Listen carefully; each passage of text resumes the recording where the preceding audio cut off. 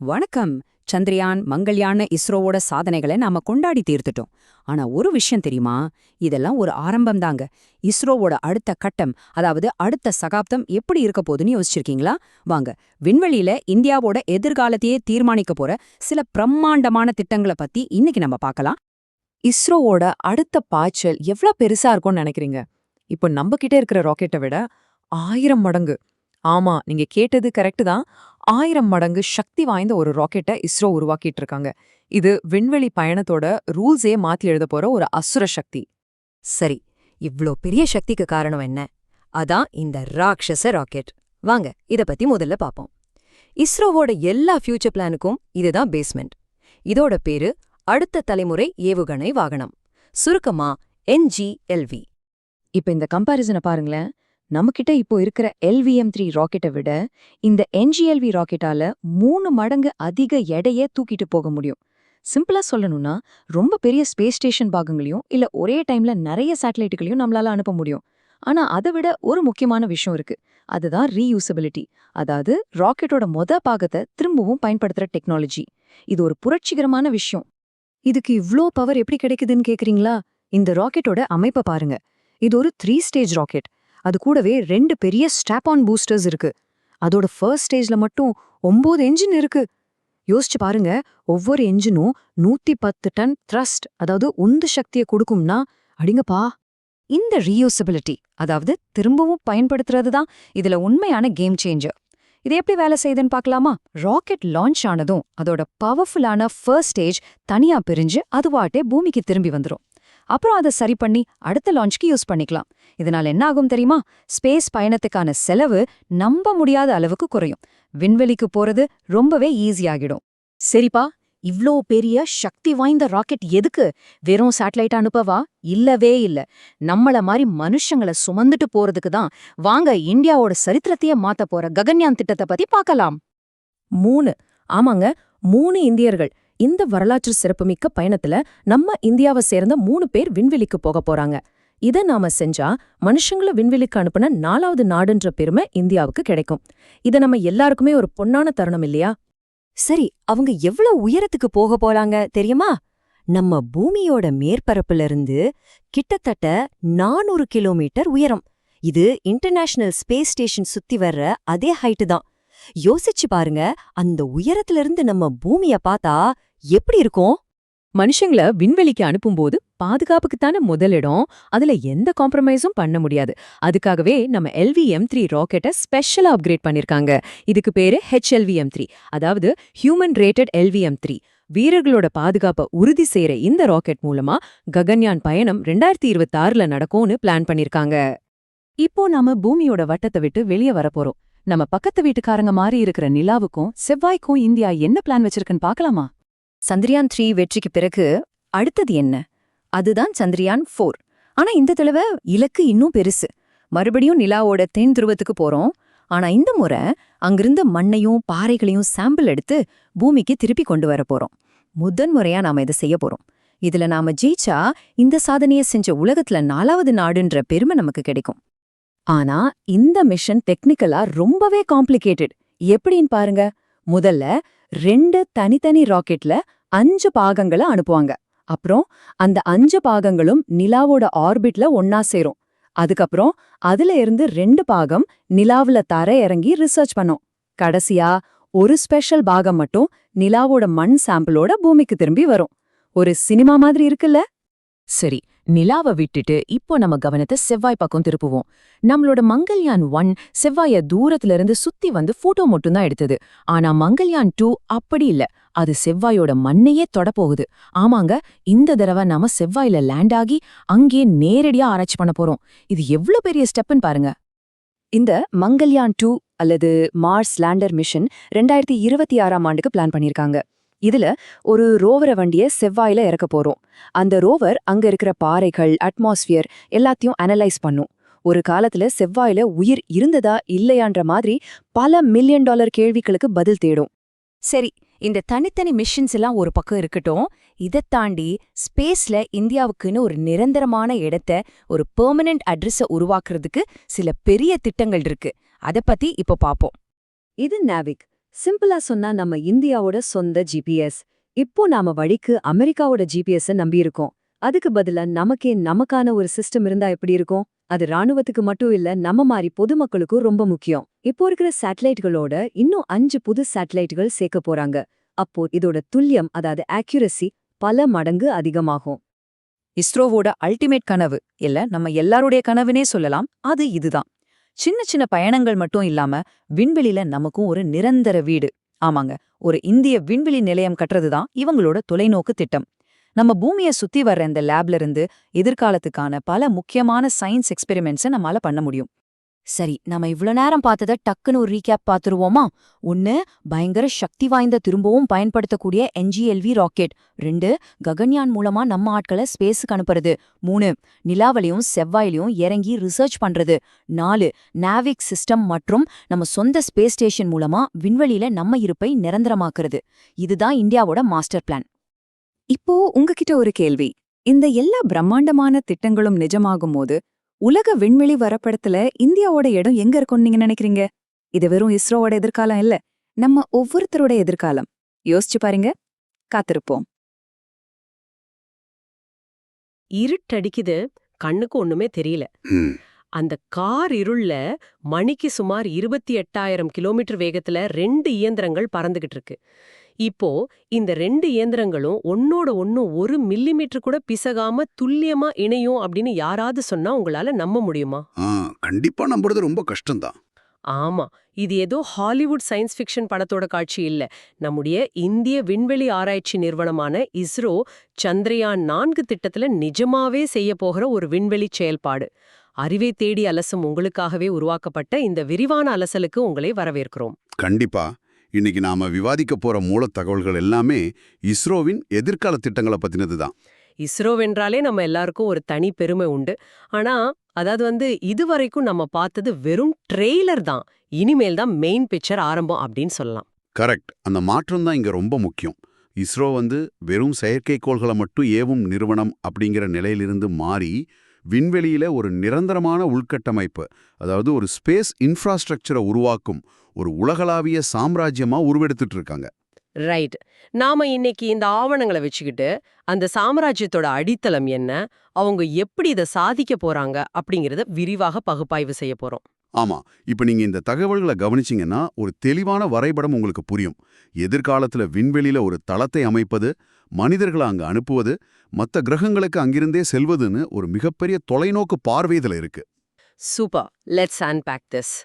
இப்போ ஒரு வீடோ அல்லது ஒரு பெரிய தொழிற்சாலையை கட்டணும்னா முதல்ல நமக்கு தேவையானது செங்கற்களையும் சிமெண்ட்டையும் சுமந்து செல்லும் ஒரு பெரிய லாரி இல்லையா? எக்ஸாக்ட்லி. விண்வெளியை பொறுத்தவரை அந்த லாரி தான் ராக்கெட். இப்போ இஸ்ரோ கிட்ட இருக்கிற ராக்கெட்களோட சக்தி பல டன் எடையுள்ள பொருட்களை விண்வெளிக்கு சுமந்து செல்ல போதாது. அதற்காக தான் NGLV, அதாவது நெக்ஸ்ட் ஜெனரேஷன் லான்ச் வெஹிக்கிள் அப்படிங்கிற ஒன்றை இஸ்ரோ உருவாக்கிட்டு வராங்க. ஆமா, இது இப்ப இருக்கிற ராக்கெட்டுகளோட ரொம்ப சக்தி வாய்ந்தது. இந்த தரவுகளின்படி பாத்தீங்கன்னா இது 30,000 கிலோ எடையுள்ள சுமைய பூமியின் குறைந்த சுற்றுப்பாதைக்கு, அதாவது LEOவுக்கு அசால்ட்டாக கொண்டு போகும். இதுல 110 டன் உந்துதல் தரக்கூடிய 9 எந்திரங்கள் இருக்கான். இது நம்ப முடியாத அளவுக்கு ஒரு ராட்சச பலம். ஆனா சொல்லுங்க. எனக்கு இங்க ஒரு பெரிய சந்தேகம் வருது. 30,000 கிலோ சுமைய சுமக்கும் ஒரு பிரம்மாண்டமான இயந்திரத்தை உருவாக்கி அதை ஒரு முறை மட்டும் பயன்படுத்திட்டு கடல்ல விழச் செய்வது அப்படிங்கிறது பல ஆயிரம் கோடிகளை தண்ணில வீசுவதற்கு சமம் இல்லையா? பொருளாதார ரீதியா இது எப்படிங்க சாத்தியமாகும்?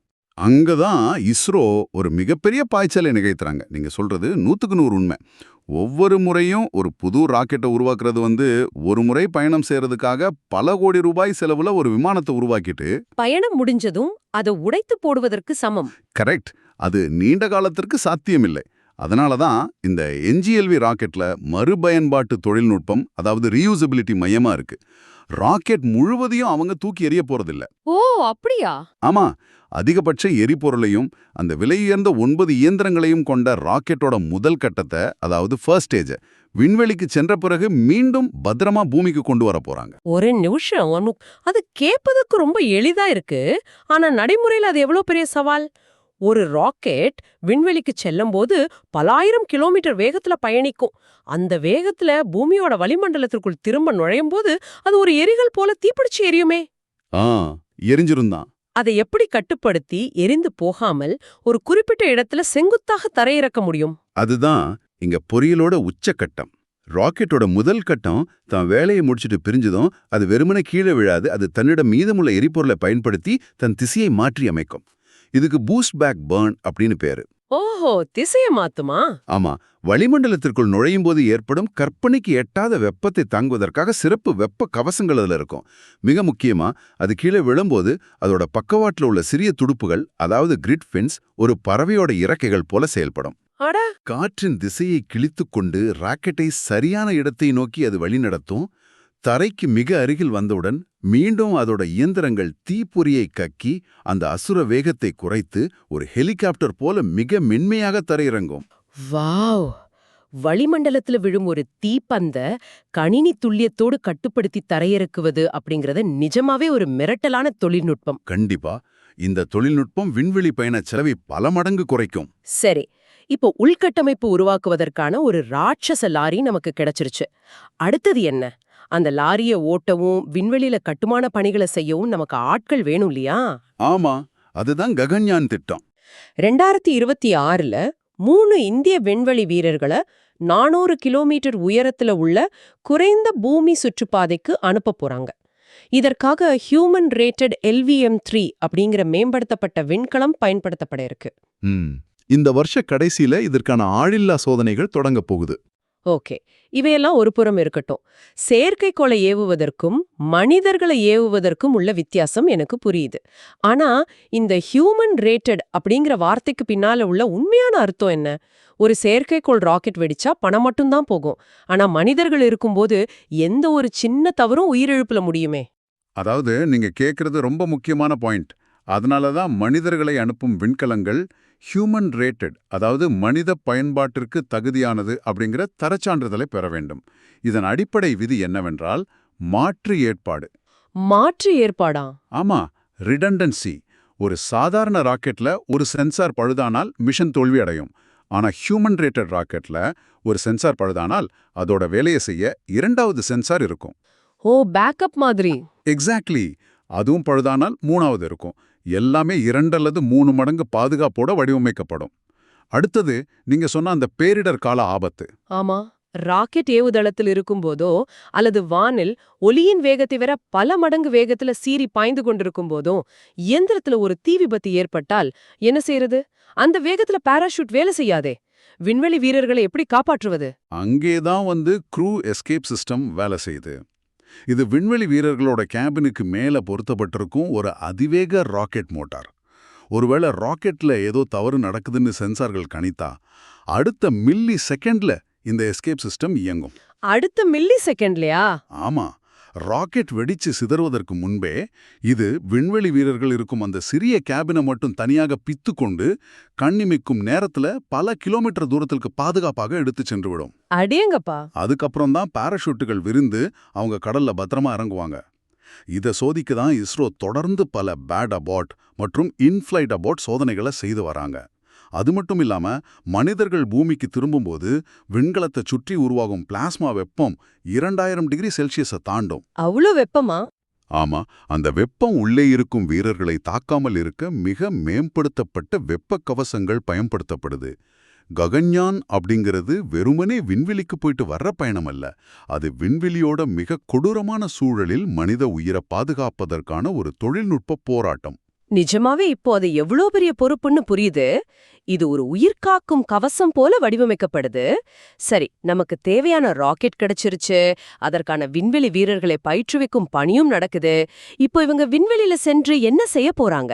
அதுக்கு ஒரு பிரம்மாண்டமான ஒத்திகையே இஸ்ரோ திட்டமிட்டு இருக்காங்க. சந்திரயான். நம்மிடம் உள்ள தகவல்களின்படி இது சந்திரயான் 3 போல நிலவுல தரையிறங்கி விட்டு அங்கேயே தங்கிவிடும் திட்டமல்ல. நிலவோட தென்துருவ பகுதிக்கு சென்று அங்கிருந்து மண் மற்றும் பாறை மாதிரிகளை எடுத்துக்கிட்டு பூமிக்கு திரும்பணும். ஆமா, இது ரொம்ப காம்ப்ளெக்ஸான மிஷன். இதோட மொத்த எடை 9200 கிலோ. அதனால இத ஒரே ராக்கெட்ல அனுப்ப முடியாது. 2 தனித்தனி LVM-3 ராக்கெட்கள்ல இதை ஏவ போறாங்க. இதுல தான் நான் ஆரம்பத்துல சொன்ன அந்த விண்வெளி லெகோ விளையாட்டு வருது. கரெக்ட். 2 தனித்தனி இயந்திரங்களை விண்வெளியில ஒன்றாக இணைக்க போறாங்க.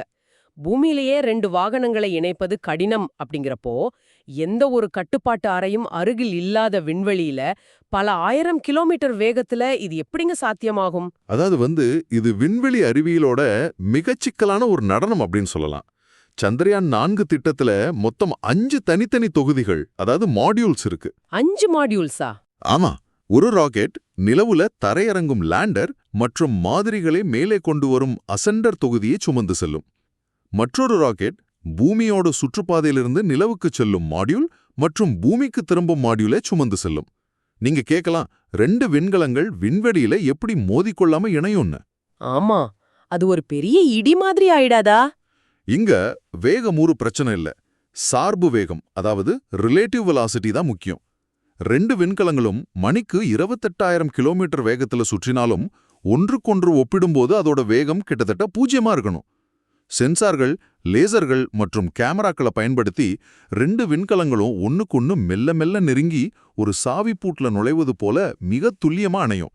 இதுக்கு பேர் தான் டாக்கிங். ஓ, அதாவது நிலவிலிருந்து மண்ணை எடுத்துக்கிட்டு ஒரு சிறிய விண்கலம் மேலே எழும்பி வரும்.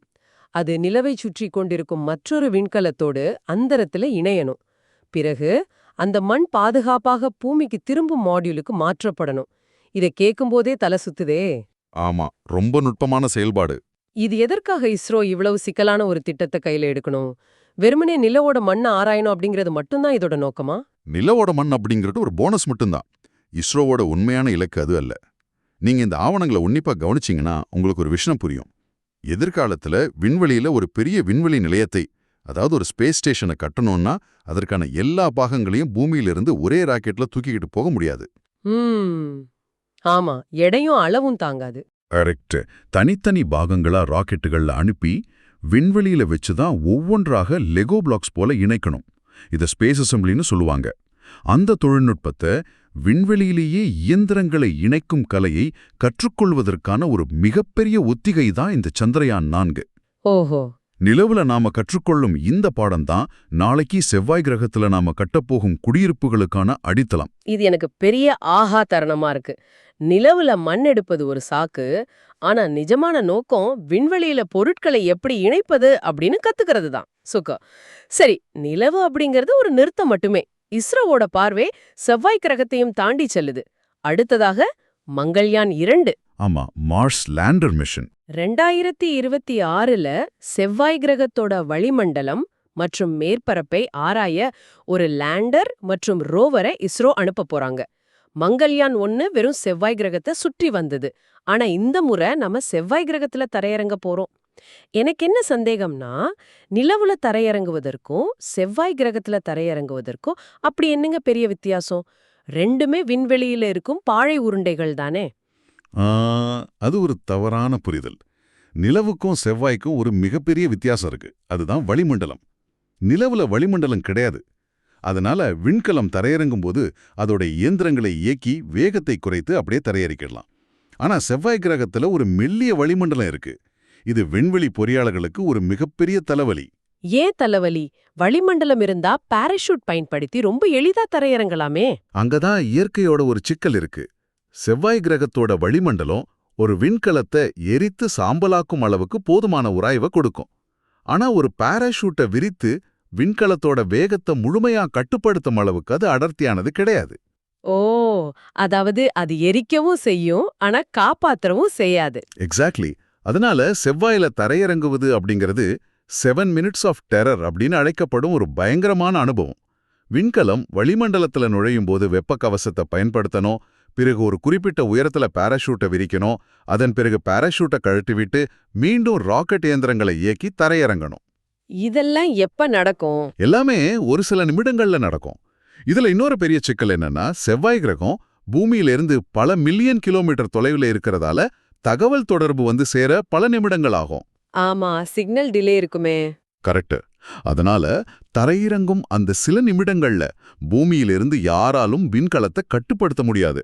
ரோவர் தனக்குத்தானே யோசிச்சு தான் இயங்கியா முடிவுகளை எடுத்து தரையிறங்கணும். மங்கள்யான் 2 மூலமா இஸ்ரோ இந்த அட்டானமஸ் லேண்டிங் தொழில்நுட்பத்தை முழுமையா சோதிக்க போறாங்க. நிலவுல பொருட்களை இணைக்க கத்துக்கிறோம், செவ்வாயில தானியங்கியா தரையிறங்க கத்துக்கிறோம். இஸ்ரோவோட ஒவ்வொரு அடியும் எவ்வளவு நுட்பமா திட்டமிடப்பட்டிருக்குன்னு பார்க்கும்போது ரொம்ப சிலிர்ப்பா இருக்கு. அதுதான் இஸ்ரோவோட மாஸ்டர் பிளான். சரி, நாம விண்வெளியில இவ்வளவு ஆழமா பயணிச்சுக்கிட்டு இருக்கும்போது இந்த ஆவணங்கள்ல இந்தியாவின் உள்நாட்டு வழிசெலுத்தல் அமைப்பான நாவிக் பற்றியும் ஒரு விரிவான குறிப்பு இருக்கு. அடுத்த 2 வருஷத்துல மேலும் 5 செயற்கைக்கோள்களுடன் இதோட 2ஆம் கட்டம் முடிவடைய போகுதாம். இங்க எனக்கு ஒரு சந்தேகம். கேளுங்க. விண்வெளி ஆராய்ச்சி, மனிதர்களை அனுப்புவது, செவ்வாய் கிரகம் அப்படின்னு நாம ஒரு பக்கம் பிரம்மாண்டமா பேசிட்டு இருக்கோம். ஆனா இந்த நாவிக் போன்ற செயற்கைக்கோள்கள் சாதாரண மக்களோட அன்றாட பிரச்சனைகளை எப்படி தீர்க்கும்? உதாரணத்துக்கு ஒரு பெரிய புயல் வந்து செல்போன் டவர்கள்லாம் சாஞ்சிடுதுன்னு வச்சுக்குவோம். அப்போ விண்வெளியில இருக்கும் நாவிக் செயற்கைக்கோள் பூமியில சிக்னலே இல்லாத ஒரு சாதாரண கிராமத்து மனிதனுக்கு எப்படி பேரிடர் எச்சரிக்கையை கொண்டு சேர்க்கும்? இது எப்படி சாத்தியம்? நீங்க கேக்குறது ரொம்ப முக்கியமான ஒரு யதார்த்தமான கேள்வி. நாவிக் அப்படிங்கறத நாம இன்னைக்கு பயன்படுத்துற சாதாரண ஜிபிஎஸ் போல நினைச்சுக்க கூடாது. ஜிபிஎஸ் அமைப்பு உங்களுடைய இருப்பிடத்தை மட்டும்தான் காட்டும். ஆனா நாவிக்ல 2-வே மெசேஜிங், அதாவது குறுஞ்செய்திகளை அனுப்பும் திறன் இருக்கு. ஓ, மெசேஜ் அனுப்ப முடியுமா? ஆமா, நீங்க சொன்னது போல பேரிடர் காலங்கள்ல செல்போன் டவர்கள் சாய்ந்து விடலாம். ஆனா இஸ்ரோ இப்போ ஸ்மார்ட் போன் தயாரிப்பாளர்களோட இணைந்து நாவிக் ரிசீவர்களை நேரடியா மொபைல் போன்கள்ல பொருத்தும் தொழில்நுட்பத்தை கொண்டு வராங்க. இதன் மூலமா செல்போன் டவர்களே இல்லாத நடுக்கடல்ல தத்தளிக்கும் ஒரு மீனவருக்கு வரப்போக புயல் பற்றிய எச்சரிக்கையை நேரடியா செயற்கைக்கோள்ல இருந்து அவரோட கருவிக்கு அனுப்ப முடியும். அட, இது ரொம்ப உதவியா இருக்குமே. ஆமா, பேரிடர் மீட்பு படையினருக்கு துல்லியமான தகவல்களை வழங்க முடியும். தகவல் தொடர்பும் வழி செலுத்தலும் ஒரு நாட்டோட முதுகெலும்பு. அமெரிக்காவோட ஜிபிஎஸ்ஸை மட்டுமே நாம நம்பி இருக்கும்போது ஒரு போர் சூழல்லையோ அல்லது பேரிடர் காலத்திலோ அவங்க அந்த சேவையை நிறுத்தினா நம்ம நாடு அப்படியே முடங்கிடும். உண்மைதான். நம்ம பாதுகாப்பு நம்ம கையில இருக்கணும். அந்த ஒரு சார்பு நிலையை உடைத்து இந்தியாவை தன்னிறைவு பெற்ற நாடா மாற்றுவதுனா நாவிக்கோட முக்கிய பணி. அதாவது வானில் பறக்கும் தொழில்நுட்பம் பூமியில் தவிக்கும் மனிதனோட உயிரை காப்பாத்துது. அருமை. இன்னைக்கு நாம விவாதித்த இந்த மூலத்தகவல்களை ஒருங்கிணைத்து பார்த்தா இஸ்ரோவோட எதிர்காலம் எவ்வளவு தெளிவாக திட்டமிடப்பட்டிருக்குன்னு புரியுது. கண்டிப்பா. செலவை குறைக்கும் மறுபயன்பாட்டை எல்வி ராக்கெட்டுகள் தான் நம்மோட போக்குவரத்து வாகனம்.